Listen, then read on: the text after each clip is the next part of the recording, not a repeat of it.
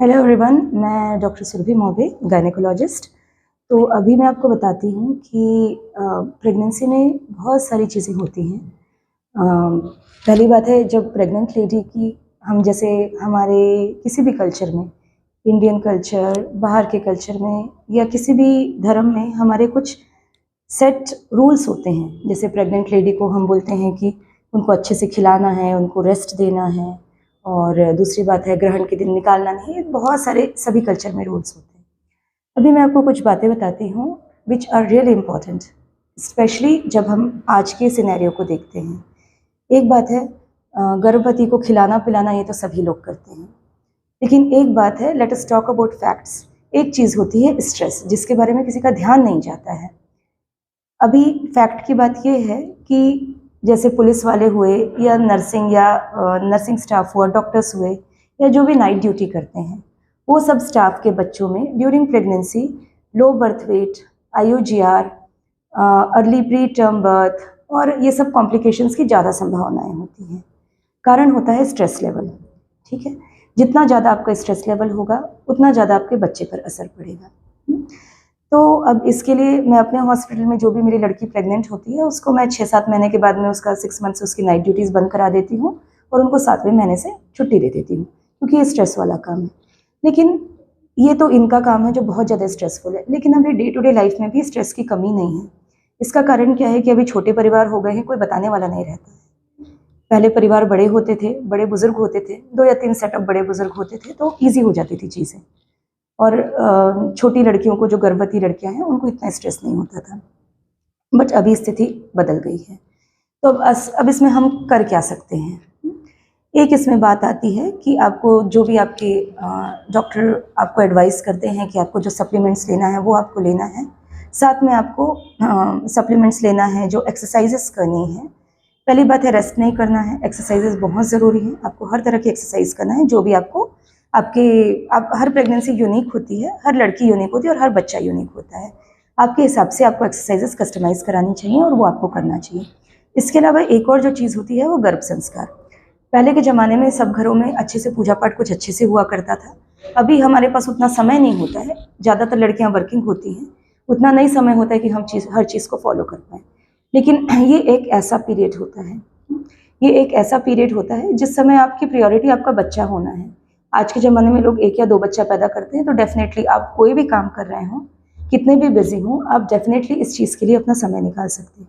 इसमें एक चीज़ होती है गर्भ संस्कार। गर्भ संस्कार जो हमारी प्राचीन परंपराओं से इन सबसे प्रेरित है। इनमें जैसे मंत्रोच्चारण, योग, शास्त्रीय संगीत, इन सब का यूज़। ये बताया गया है कि हमारे मंत्रों में जो शब्द होते हैं, जो हमको सुनने में बड़े अजीब अजीब से लगते हैं और हम उनको कई बार प्रोनाउंस भी नहीं कर पाते हैं, संस्कृत के और अजीब से शब्द होते हैं 2-3 मात्रा वाले, उनका उनका जो फोनिज्म रहता है वो बच्चे पे काफ़ी अच्छा असर डालता है और बच्चे की ग्रोथ, मदर का स्ट्रेस लेवल कम करता है, तो स्ट्रेस हार्मोन्स कम होते हैं, डेफिनेटली उससे बच्चे की ग्रोथ पे फ़र्क पड़ता है।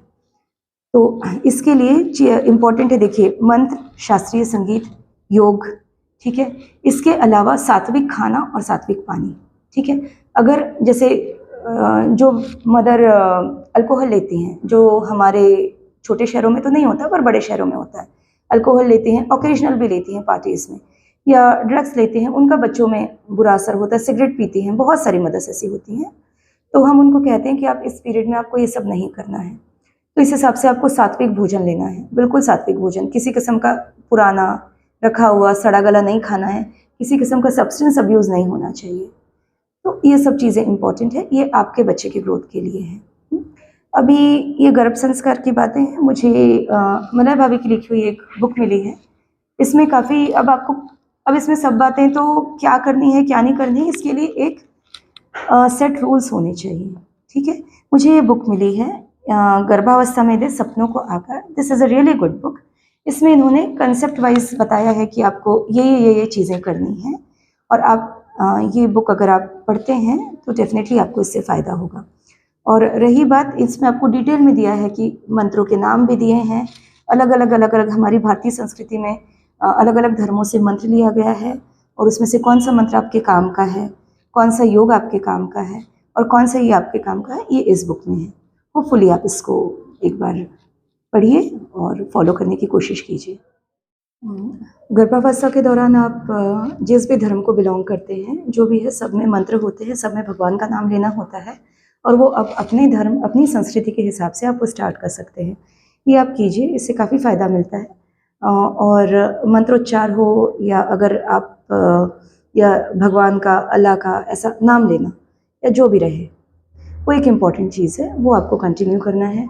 दूसरी बात है, जैसे मैंने बोला था कि सात्विक भोजन करना है और वैसे ही पानी भी आपको बिल्कुल एकदम शुद्ध पीना चाहिए। ये दोनों चीज़ें बहुत इम्पॉर्टेंट होती हैं और आपको हर तरह के स्ट्रेस से दूर रहना है।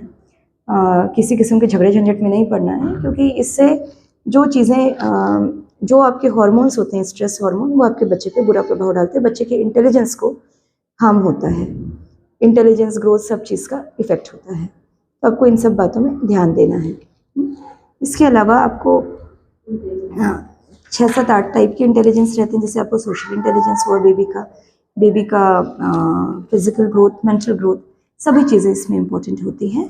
आप ये बुक में दिए हुए कुछ आपको एक गाइडेंस मिलेगा ये बुक पढ़ने से, और इसको आप अपने हिसाब से कस्टमाइज़ कीजिए, फॉलो कीजिए। This is really good one और होपफुली हैव अ ये बुक स्टोर्स में अवेलेबल हैं, ठीक है।